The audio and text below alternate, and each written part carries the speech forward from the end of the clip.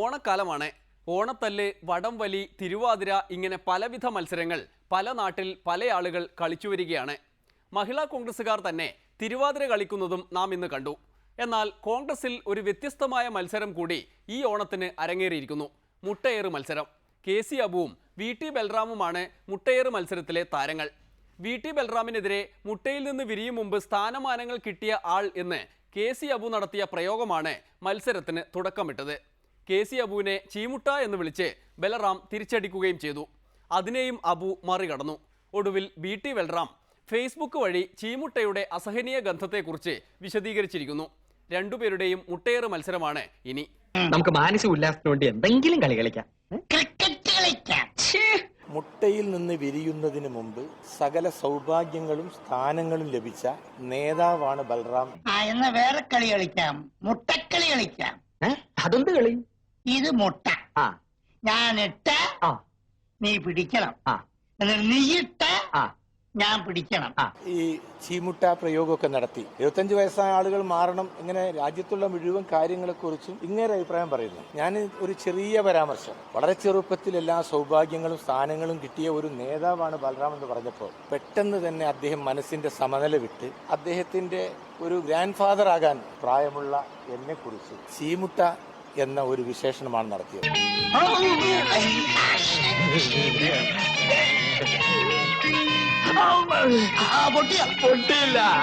ഏത് മുട്ടയാണെങ്കിലും അടയിരുന്നെങ്കിൽ മാത്രമേ വിരിയുകയുള്ളൂ.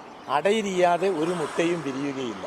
സ്വയം വിരിഞ്ഞു വരാൻ ഇപ്പൊ താമര സ്വയം വിരിയും, അതേതെങ്കിലും പൂക്കളൊക്കെ സ്വയം വിരിയും. മുട്ട ഏതിന്റെ മുട്ടയാണെങ്കിലും അടയിരിയാതെ വിരിയുകയില്ല.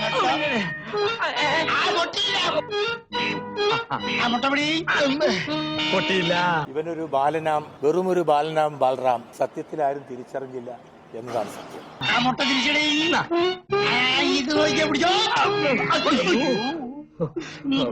മുട്ട വഴിവെച്ച് വന്നതാണ് മുതലാളി. ഈ പാർട്ടിക്കാണ് മുട്ടയേറിൽ നല്ല പരിക്ക് പറ്റിക്കൊണ്ടിരിക്കുന്നത്. എന്നാൽ VT ബൽറാം പ്രായമായവർ മാറി നിൽക്കണം എന്നല്ലേ പറഞ്ഞത്? KC അബുവിന് അങ്ങ് മാറി നിന്നാൽ പോരെ? വെറുതെ പാവത്തങ്ങളായ കോഴികളുടെ മുട്ടയൊക്കെ ഇങ്ങനെ വലിച്ചിഴക്കണോ? ഇപ്പൊ കംസനെ നിഗ്രഹിക്കാൻ മഹാവിഷ്ണു കൃഷ്ണന്റെ രൂപത്തിൽ അവതരിച്ചു, അതുപോലെ രാവണനെ നിഗ്രഹിക്കാൻ ശ്രീരാമന്റെ രൂപത്തിൽ അവതരിക്കുകയുണ്ടായി. തൃത്താല തിരിച്ചു പിടിക്കാൻ വേണ്ടി അവതരിച്ച അവതാര പുരുഷനൊന്നും അല്ല ഈ ബൽറാം എന്ന് അദ്ദേഹം മനസ്സിലാക്കുന്നത് നന്ന് എന്ന് മാത്രമാണ് ആ കാര്യത്തെക്കുറിച്ച് എനിക്ക് പറയാനുള്ളത്. എന്നാലും ചെറുപ്പത്തിലെ സോഷ്യൽ മീഡിയയിൽ താരമായ ആളാണ് ബൽറാം.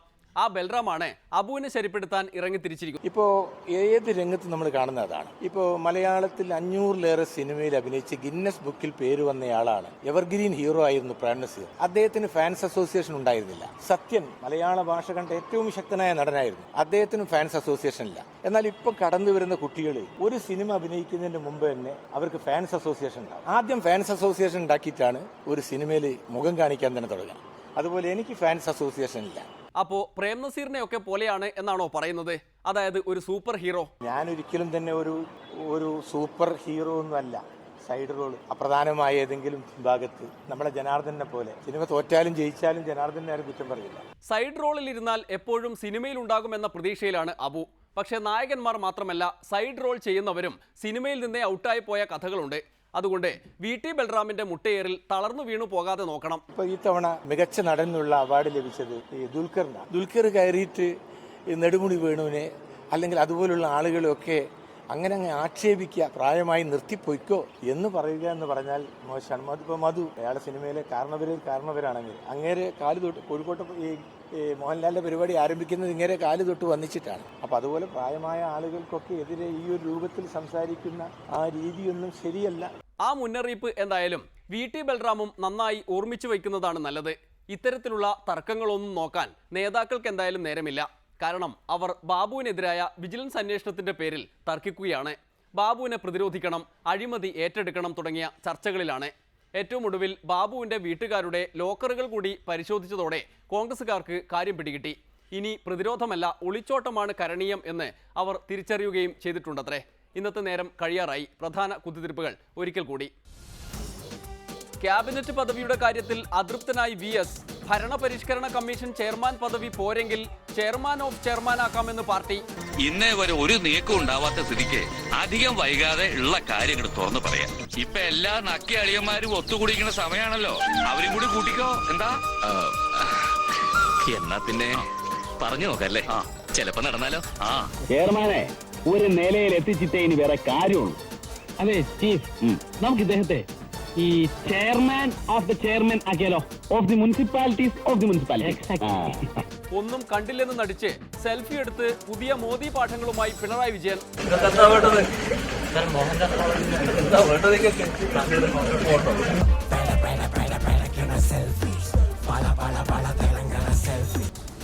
കെ ബാബുവിന്റെ പതനം തിരുവാതിര കളിച്ച് ആഘോഷിക്കാൻ ഐ ഗ്രൂപ്പും മഹിളാ കോൺഗ്രസും.